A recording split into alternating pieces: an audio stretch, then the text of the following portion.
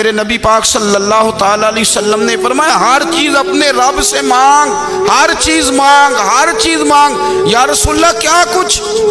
میرے محبوب نے فرمایا تیرے گھر میں نمک بھی ختم ہو جائے تو وہ بھی اپنے رب سے مانگا کر۔ تو مانگنا وہ تجھے دے گا، تو اس کی بارگاہ میں کشکول طلب دراز تو کرنا۔ اور ترمذی شریف میں عجیب لفظ ہے، رسول کائنات نے فرمایا، رب کریم فرماتے ہیں جب میرا بندہ ہاتھ اٹھاتا ہے نا تو مجھے حیا آتی ہے کہ میں خالی کیسے لوٹا دوں اس کے۔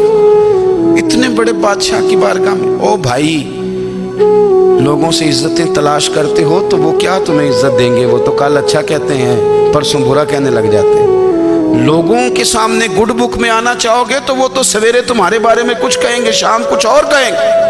اپنی روحانی زندگی آباد کریں، اپنے مصلح کو وقت دیں، اور دنیا سے چھپ کر اس موبائل کو بند کر کے اور اپنے آپ سے بھی چھپ کے اور تنہا ہو کے چھپا کے سارا کچھ اپنے آنسو اپنے رب کی بارگاہ میں پیش کریں، اس کے حضور حاضری دیں۔ سنو نا ترمذی کی حدیث، اور اسے یاد رکھنا، نبی پاک علیہ السلام نے فرمایا اپنے دکھ لوگوں کے سامنے نہ بیان کرنا، سیٹھوں نوابوں کو نہ بتاتے پھرنا، دنیا داروں کے سامنے جا کے نہ رونا کہ میں تکلیف میں ہوں۔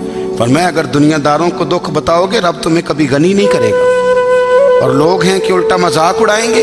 آپ کی جس سے بڑی پکی یاری ہے نا، پکی، وہ تب تک پکی ہے جب تک آپ نے 50,000 مانگا نہیں، اور جس وقت آپ نے کہہ دیا کہ میں مجبور ہوں میری مدد کر تو پھر ختم ہو گئی دوستی۔ لوگوں کے تعلقات آپ کے ساتھ تب تک ہیں جب تک آپ ان سے کوئی ضرورت وابستہ نہیں کرتے۔ کریم محبوب فرمانے لگے بندوں کے سامنے دکھ نہ بیان کرنا، اللہ تجھے کبھی غنی نہیں کرے گا۔ تو اپنے دکھ اپنے رب کو بتا، تو دعائیں مانگ، تو اس کی بارگاہ میں حاضر ہو، تو اس کے حضور عرض کر۔ فرمایا اپنے دکھ اپنے رب کو بتا، وہ جلدی کرے یا دیر سے کرے تجھے ساری دنیا سے بے نیاز کر دے گا، تجھے کسی کا محتاج نہیں رہنے دے گا۔